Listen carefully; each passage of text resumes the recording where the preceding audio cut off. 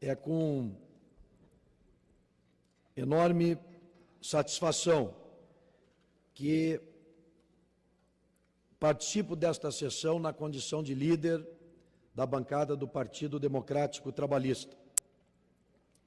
Em 1947, o mundo estava assombrado e fatigado após a Segunda Guerra Mundial, o conflito trágico que envolveu o maior número de povos em toda a história da humanidade. Neste mesmo ano, realizava-se em Nova York a Assembleia Geral da recém-criada Organização das Nações Unidas. Para orgulho de todos os gaúchos, essa Assembleia Geral que votou o plano da ONU para a partição da Palestina foi presidida por Oswaldo Aranha, o chefe da delegação brasileira. Filho do Alegrete, Oswaldo Euclides de Souza Aranha foi forjado nos acontecimentos que definiram o Rio Grande do Sul e o Brasil na primeira metade do século XX, na Revolução Federalista e na Revolução de 30. Oswaldo Aranha teve a justiça como princípio e a coragem como timão ao conduzir as sessões da ONU que culminaram na partilha da Palestina, movimento político fundamental para a criação do Estado de Israel e do Estado palestino. A visão política e a diplomacia deste brasileiro foram decisivas. No ano seguinte, em maio, Ben-Gurion declarava a independência do novo Estado de Israel, após 2000 anos de dispersão, mas também de esperanças do povo do livro. Em Jerusalém, hoje, encontramos monumentos em honra de Oswaldo Aranha, pois, em grande medida, e para o nosso orgulho, ele, Oswaldo Aranha, o meu estado, o Rio Grande do Sul, e o próprio Brasil se tornaram uma espécie de padrinhos de Israel.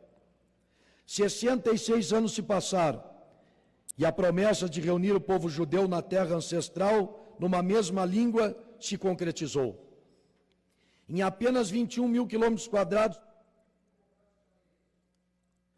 em apenas 21 mil metros quadrados convivem democraticamente árabes e judeus, cristãos e muçulmanos, numa diversidade extraordinária, onde se coloca lado a lado o ortodoxo com o laico, o ultramoderno com o tradicional. Pude testemunhar com os meus próprios olhos essa singular realidade, quando em julho de 2007 visitei o país na condição de presidente da Comissão de Relações Exteriores e Defesa Nacional desta casa. A nanotecnologia, a dessalinização da água, a irrigação racional, os satélites, os microchips, os medicamentos e as energias alternativas são um retrato de grandes avanços dessa pequena grande nação que fazem de Israel hoje um país inovador, desenvolvido e respeitado internacionalmente. Entretanto, nem tudo é maravilha. Também testemunhei um contexto geopolítico e influências externas que fazem intervenção na história daquele país e retardam o seu progresso, o progresso da região do Oriente Médio, a conflagrada região do Oriente Médio. Muito já foi feito. A paz foi firmada entre Israel, Egito e Jordânia, além da saída dos colonos judeus da faixa de Gaza. Tudo isso enche o mundo de esperança. Ainda desejamos e aguardamos a criação do Estado palestino e sabemos que milhões de israelenses compartilham o desejo de paz e convivência harmoniosa com seus irmãos semitas da Palestina e vice-versa. Nosso Brasil é o exemplo desta convivência harmoniosa.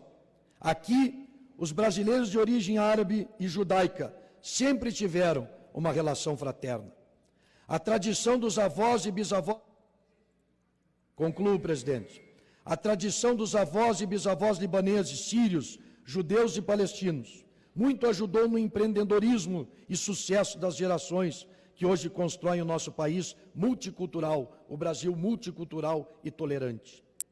Não poderia deixar de lembrar, ao concluir este meu breve pronunciamento, que Israel foi o primeiro país fora do bloco a firmar um tratado com o Mercosul.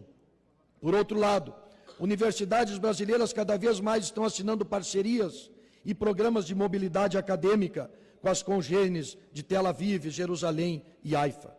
São ações que nos aproximam cada vez mais e que siga sendo assim.